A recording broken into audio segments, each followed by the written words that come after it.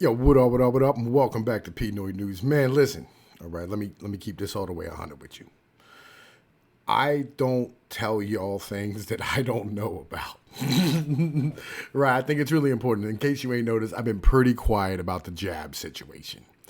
Why have I been pretty quiet about it? Well, because I'm fucking retarded, right? But I have a video from the guy. His name is Robert Malone, and he invented the jab. So I feel like the inventor of the jab. All right, well, like, yo,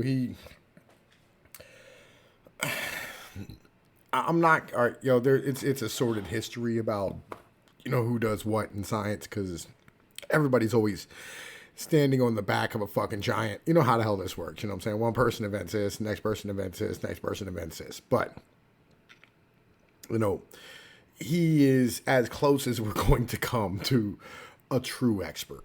You know what I mean? In the end of the day. And I think it's important that, when I come across this type of information, and thank God for Jimmy Dore, I love you, my brother, you know what I mean, that we listen. So without further ado, we're gonna rock and get into this. Inventor of the mRNA vaccine technology. As a researcher at the Salk Institute, he pioneered in vitro RNA transfection technology. He subsequently pioneered many new innovations in the fields of RNA vaccination and immunization. We welcome his expertise. He is Dr. Robert Malone. Thank you for being on the show. Thanks for the opportunity, Jimmy, and I look forward to sharing ideas with you and with your audience. All right, so this is important. I want y'all to understand this, because I want you to know that the reason why I put, that graphic up before we started this is because of the fact that I wanted y'all, right, to understand that I sat here and I didn't take this at face value. I didn't sit here and go, hey, look, like I'm bringing you a guy who I didn't check on. I wanted to make sure I checked out what I was doing. I think that was important. You know what I'm saying? Like, I think that's kind of like of the utmost of importance, is that I go, hey, look, this is that guy. This guy here invented this. I didn't just take it at face value. So, this is from the horse's mouth. Let's rock. So, you seem to be the leading guy on mRNA vaccines. Could you explain to our audience what an mRNA vaccine is and how they protect against infectious diseases? So that's a question that can carry us forward for the next 2 hours, or I can try to oversimplify everything. And so please forgive me, because that's what I'm going to do. Okay. Or we'll be able to talk about anything else. So I don't mean to in any way talk down to anyone, and if there's any molecular virologists in the audience, I apologize in advance. We're completely retarded. Anybody here who doesn't think they're a moron or a retard, I would highly suggest that, you get the fuck off my channel. Legit. Like, unless you are a molecular biologist, listen up, all right? This is the dude who invented it. The core idea here and insight is that. Do you know what happens if you pour sugar into a carved out onion? Methods developed for gene therapy purposes, for correcting genetic errors, defects, can also be applied to generating immune response. So mRNA vaccines employ a molecule called RNA, which is in most cases derived from DNA. In the case of the virus itself, SARS-CoV-2, that's an RNA virus. That's how it carries its genetic information. It can be done either way, with DNA or with RNA in different viruses. But for this virus, it uses mRNA. It uses RNA. People are confused about the M part of the RNA. That's nothing to be afraid of. There are different types of RNA in cells. Some RNAs are used as scaffolding, as structure, for the little tiny biorobots inside of all of our cells called ribosomes that manufacture proteins. So that's one kind of RNA, ribosomal RNA. mRNA, the M stands for message, is the type of RNA that's used to carry information from the center part of your cell, the nucleus, where the DNA lives, out to those little protein manufacturing biorobots that are out in the cytoplasm, the outer part of your cell, that actually make the proteins. So don't be intimidated. The mRNA is just designating that it's one particular type of RNA. It's a message that goes to these little protein manufacturing facilities called ribosomes and causes them to make the protein from the virus, called spike in this case. And it's a slightly modified version of spike. It was designed to make that protein that's produced a little easier for your B cells to recognize to make antibodies. Now, there's a lot of information that data suggesting that actually that wasn't the necessary, that modification, but it was believed to have been necessary back when they engineered the vaccine. The spike protein that's produced is largely the same as the spike protein produced from the virus. And we do know that the spike produced from the virus has certain types of toxicities. The people that did the engineering were not aware of those toxicities and problems at the time they did it. So yes, they did make some modifications to the spike protein when they engineered it for putting it into these genetic vaccines, but they weren't designed specifically to make it more safe. They were designed to make it more immunogenic, a better immunogen. Now, the important thing to understand about all this, I think, for all of us, is there are no perfect vaccines, just like there are no perfect drugs. Just like if I, with my table saw or a drill or anything else, if I use it wrong, inappropriately, without caution, I can cut off my finger or do damage. Likewise, drugs and vaccines have to be used intelligently and cautiously, and we have to understand the risks so that we can avoid them when it makes sense. And so there's much discussion and consternation about the fact that we don't fully understand the risks of these experimental products. And I think that there's merit to that. But like with everything in life, there's risks when we get into an airplane. There's risks when we get into our cars.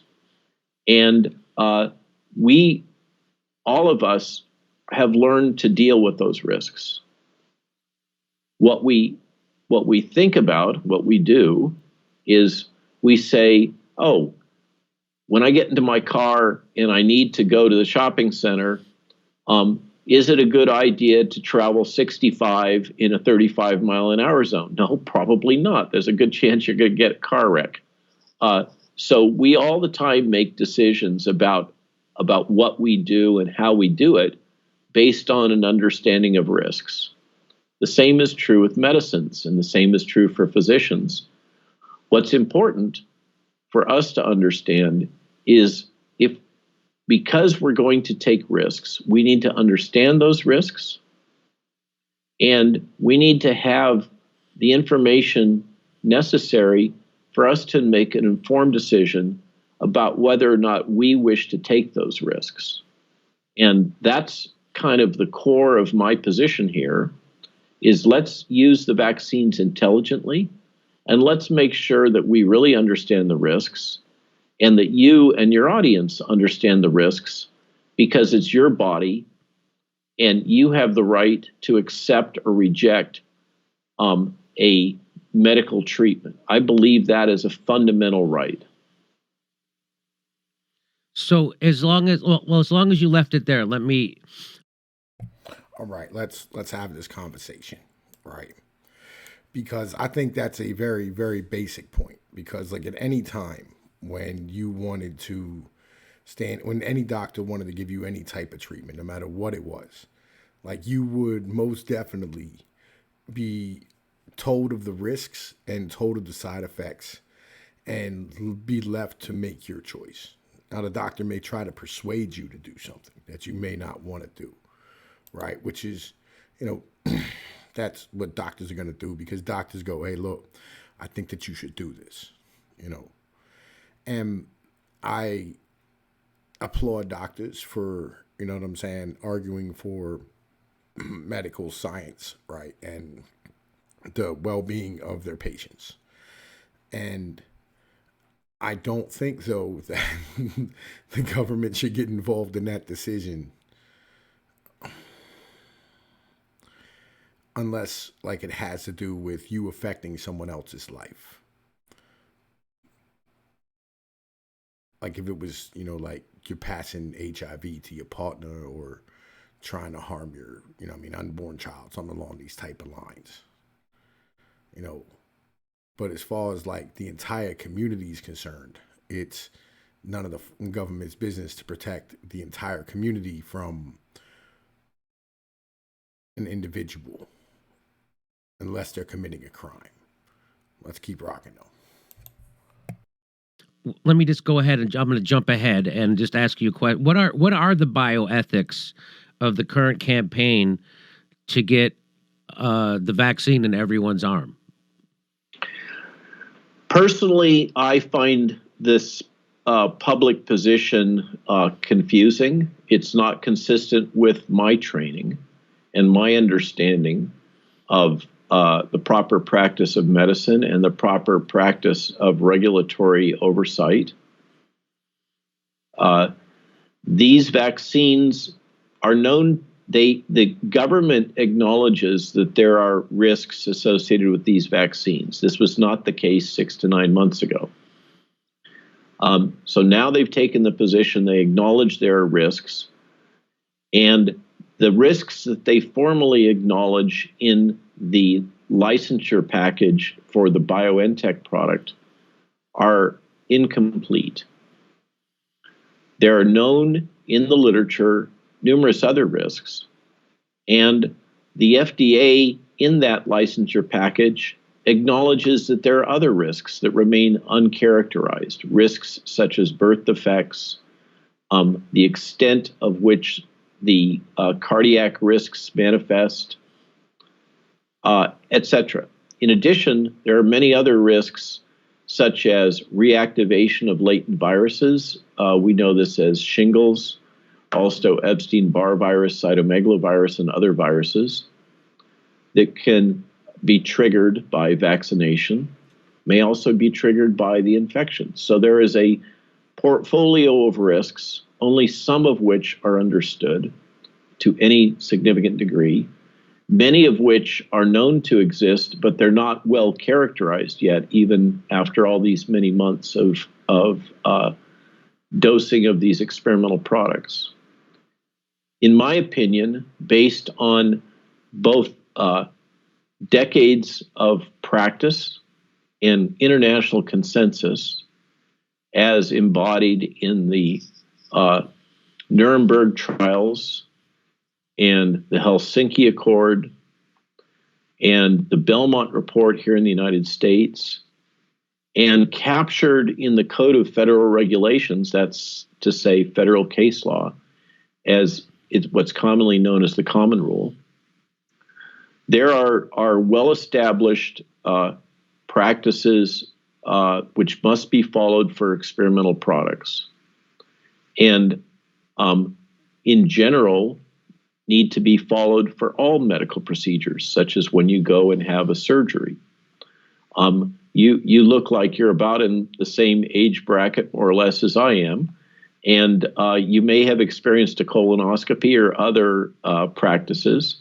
And you'll recall when you had those that the surgeon came in and described, or whoever was going to perform the procedure, described the risks, and asked you if you willingly accepted those risks.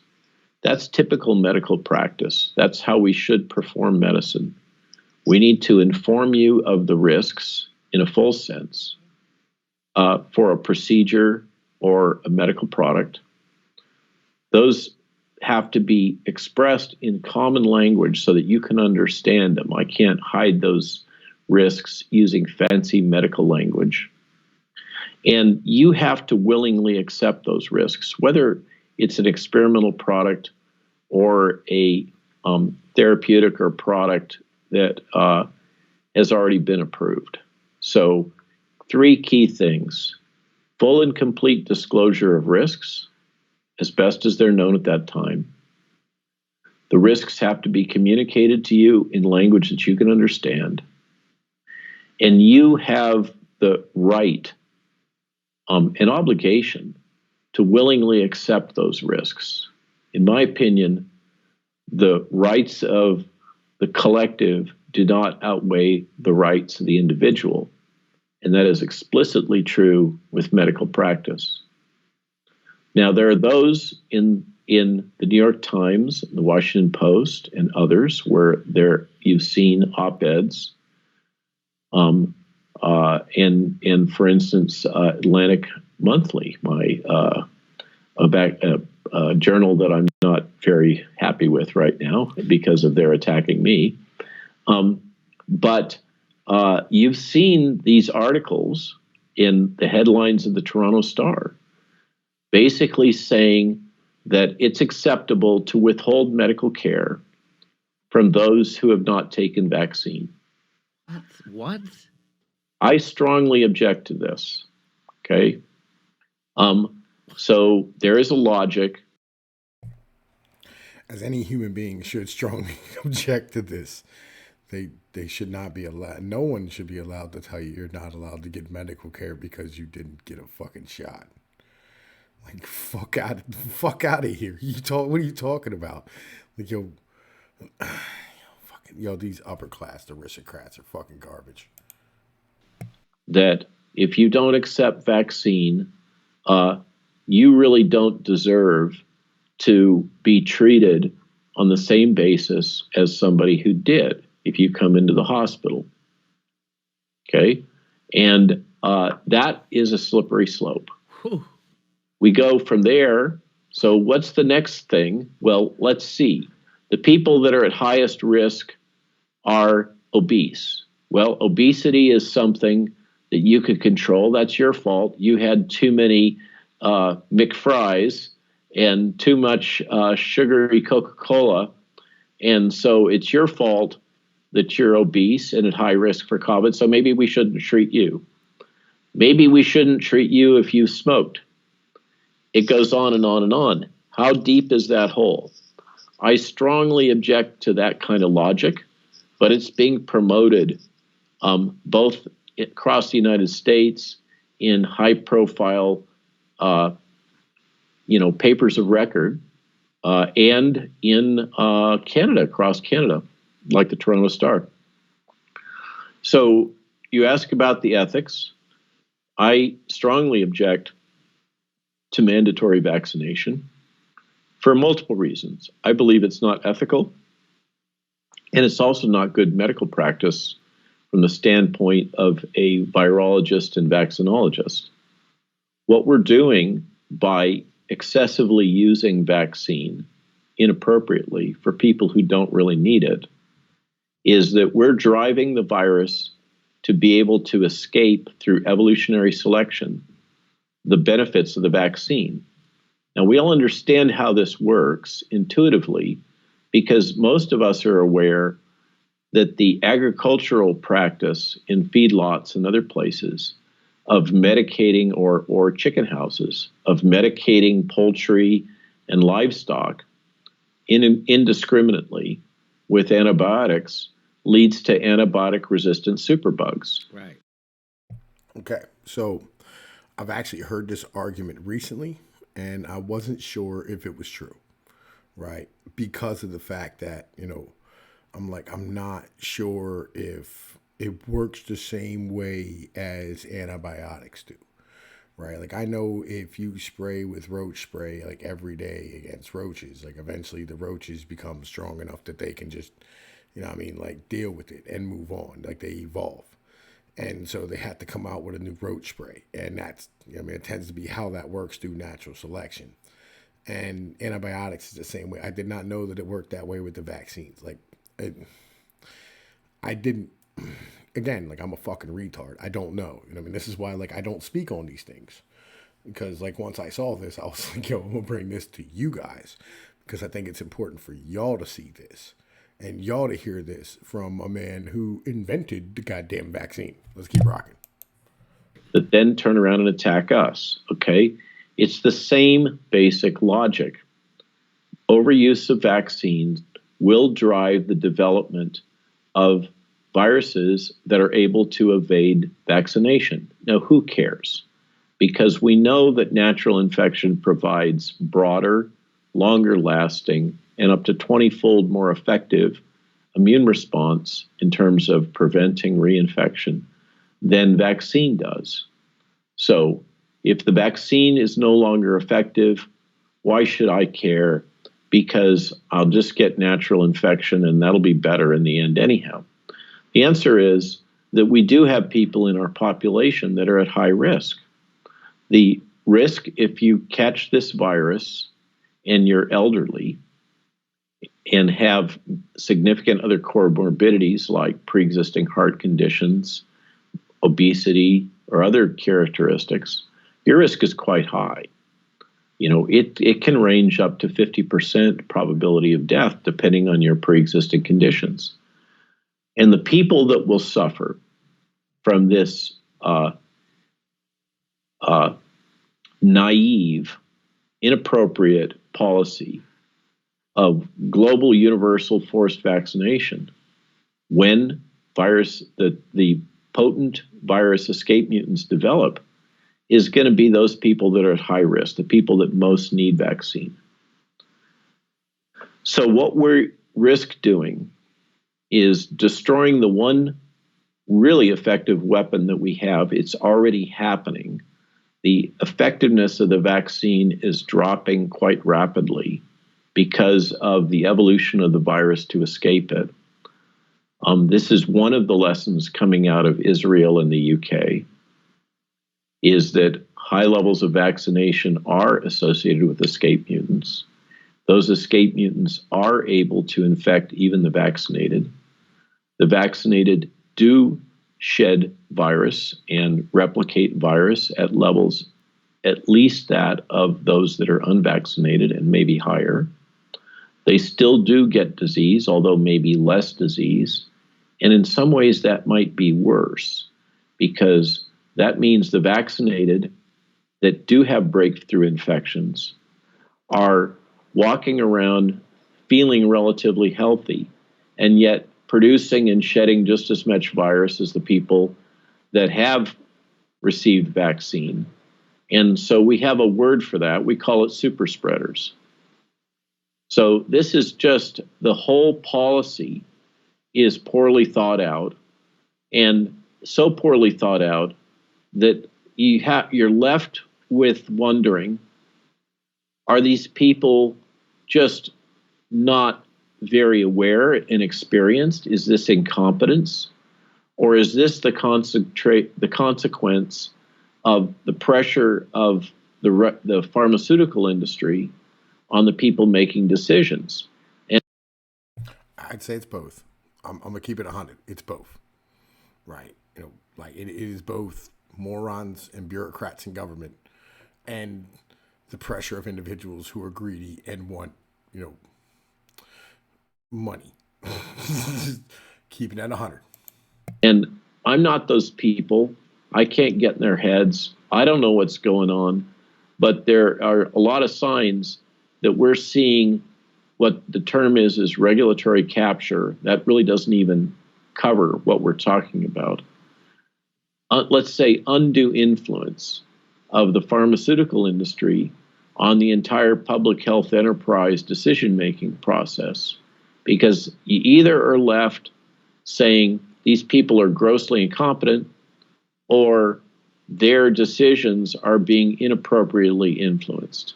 It's hard for me to come up with other explanations. So let me ask you, I heard you say, so you're kind of explaining something I heard you say before, that we can't vaccinate our way out of this pandemic and we shouldn't be trying to do that. And you kind of, I think what you just did was kind of explain why. Can you just expand on that a little more? So, for me, you can appreciate I'm a little sensitive to people taking credit for my ideas. And so it's really important to me to give credit to other people.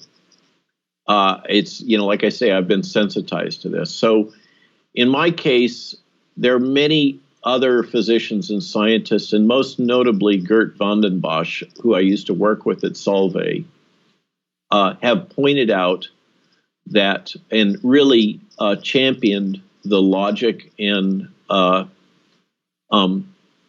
taken the hits in the press and Wikipedia and everywhere else for having done so, making the point that in a outbreak, when there is very active spread of high levels of virus, you cannot vaccinate your way out of the risk of that virus during an active outbreak with an imperfect, leaky vaccine. And that's what we have. We have a vaccine that currently, various estimates coming from Israel and other places, suggest that its ability to prevent infection is something in the range of 40 to 60%. So let's just take the... I'm going to play that again real quick. Hold up. I'm going to play that again. And that's what we have. We have a vaccine that currently, various estimates coming from Israel and other places, suggest that its ability to prevent infection is something in the range of 40 to 60%. All right. So I'm making this video. And oftentimes when I make videos, I have people in mind when I'm making videos, because I had conversations with them in either private or Discord that I didn't record because I was driving or doing whatever, right? And this one today goes out to my boy Conk, right? And because I told him, I said, look, you're 400 pounds. You should probably get the vaccine because your job wants you to get the vaccine. And today I went to him and I said, I had to apologize to you and tell you that I don't think it's going to help. 40 to 60%, I don't see the purpose in taking a vaccine. That's 50%. That's garbage. You know what I mean? Like, you would never take a medication that you give 50% chance it's not going to work. Just keeping that all the way 100. So let's just take the middle point there. That means that if you go kiss your spouse and she's got an active virus infection, in general, your probability of being protected in that case, where you've been exposed to a goodly amount of virus, is about half. So half of you that have that experience may be protected if you've taken vaccine, the other half won't. And if you do get infected, the virus will replicate at least, if not higher levels of replication in your body than if you weren't vaccinated. And you will be producing the same or higher levels of virus in your nose, in your mouth, in the places where you can shed it and potentially infect other people, the same levels or higher than somebody who had been previously vaccinated. Now, what that means functionally is that with these now further evolved virus strains like Delta, Lambda, and Mu, we're in a situation in which the virus is increasingly infectious, increasingly able to transmit from one person to another person. And when you do the math, the epidemiology can model these things. When you do the math, even if we all had perfect practice in N95 masks all the time, the best we could do is slow these viruses down. They will spread through the population. Okay, so we need to come to grips with that. These are leaky vaccines. Where Tom said the same exact thing. And I've been saying the same thing. Right. Like, one of these viruses are literally transmissible to mice and rats. Like, it's never going to go away. It is what it is. You're never going to get rid of it. So that's kind of the mentality. This is not going to stop. So we need to just come to grips and come to terms with that mentality. It's exactly what I said. And I'm dumb. And I figured this out. And this policy of universal vaccination isn't going to get us to being able to get back to normal. Furthermore, what we now know, as if that isn't bad enough, is that to the extent they do provide protection, the protection seems to peter out at about half a year after vaccination. So then we're in a position where, well, maybe we can revaccinate. And we've heard the Biden administration talking about taking the jab again, so a third jab. The problem with that is that they made those decisions without actually having any data to support that.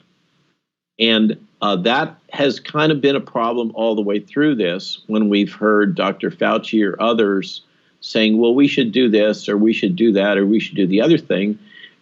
And they're flying by the seat of their pants. They're substituting opinion for data. And that might be okay if we were doing animal experiments or we had a few monkeys that we were going to be testing out, a hypothesis. But it's not okay when we're going to implement authoritarian measures across the country or across the world in which we mandate everybody takes this, that, or the other intervention. You darn well better have rock solid data saying that that's a good idea. And even then, I object to doing it.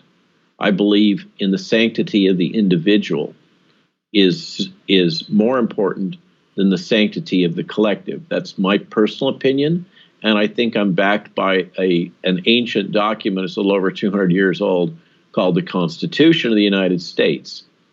So that's where I stand, is the sanctity of the individual, and the underlying logic here that's being advanced will not get us to where the promised land that we're being pointed towards. It will not get us back to normalcy. It won't get us back to economic strength. It won't get us back to our jobs. And this logic that we're going to mandate vaccination in, this company or that company, or across the military or whatever, when you look at it now, it is outdated and grossly naive. The vaccinated can spread infection and disease. The unvaccinated can spread infectious disease.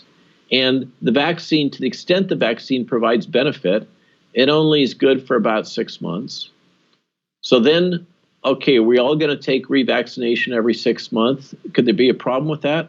Well, actually, there is.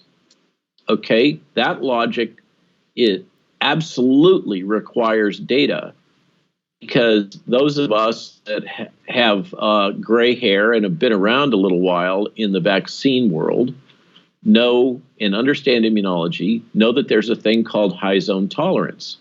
Vaccines are not linear. Dose response in vaccines are not linear. The immune system is really complicated, and more is not always better.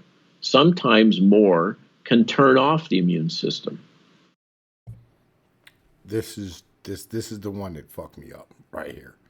So if we get another jab, it might actually turn off the immune system altogether, which would be very, very, very bad.